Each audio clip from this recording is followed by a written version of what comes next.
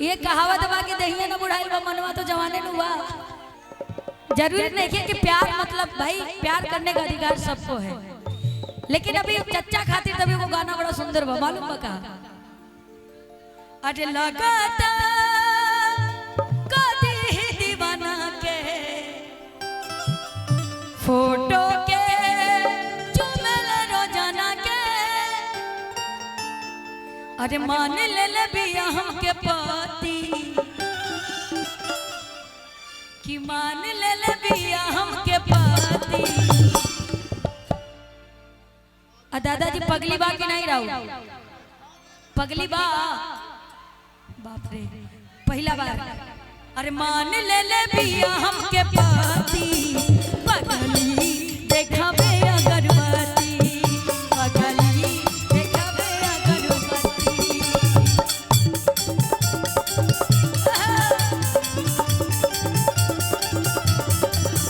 पगली देखावे अगरबत्ती, पगली देखावे अगरबत्ती। अरे लगता कदी दीवाना हो फोटो के चुमेल रोजाना हो, लगता कदी दीवाना हो फोटो के चुमेल रोजाना हो। अरे मान ले बिया हमके पति, मान ले बिया हमके पति। अच्छा कितनी पगली भी आई हुई है ना, हमारी बड़ी प्यारी प्यारी पगली भी आई हुई है, जो कि अभी शिवरात्रि आ रही है, बड़का वाला व्रत रह के बाबा भोलेनाथ को मनाएंगे, बुलावा पगली के सुंदर पति देव पाने के लिए। अरे मान ले बिया हमके पति, पगली देखावे अगरबत्ती, पगली देखावे अगरबत्ती, पगली देखावे अगरबत्ती।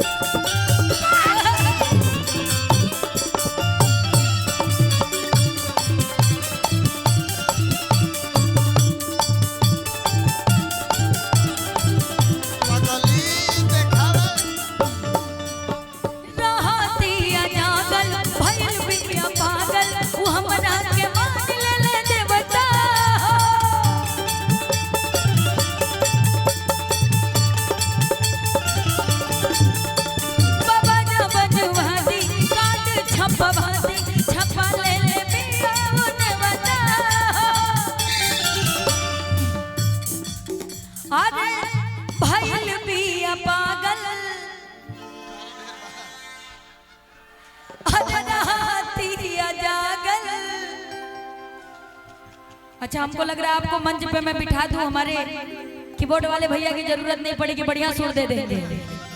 बस कर भाई। अरे भइल बिया पागल रहती जागल, उ हमरा के मान ले देवता, बाबा जा बजवा दी कार्ड छपवा दी, छपा ले बिया उने बता काहे। अरे पूजा कर लेके धूप बत्ती, पूजा कर लेके धूप बत्ती, पगली देखावे अगरबत्ती, पगली देखावे अगरबत्ती, हो पगली देखावे अगरबत्ती।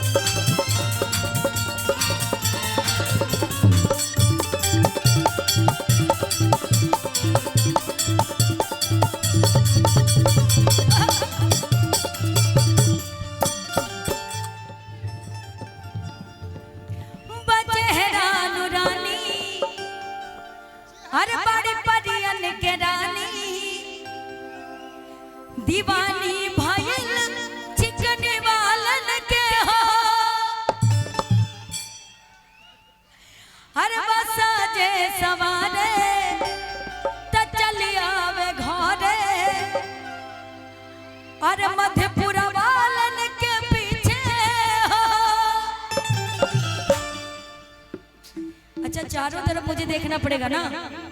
बच्चे है रानू रानी हो परियन के रानी, दीवानी भाई चिकनी बालन के हो।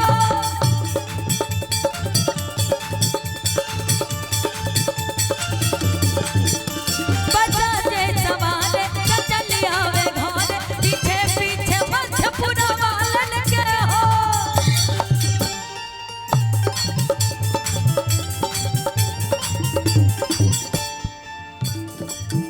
अरे दूर नहीं रहे गोराती, दूर नहीं रहे गोराती, पगली देखावे अगरबत्ती, पगली देखावे अगरबत्ती, ओ पगली देखावे अगरबत्ती, पगली देखावे अगरबत्ती, पगली देखावे अगरबत्ती, पगली देखावे अगरबत्ती। अच्छा लगा। और हम जा रहे थे जिस गाने को मैंने छोड़ा था यानी दोस्ती के लिए, तो मैं चाहूंगी कि सुना दो भैया जरा, भैया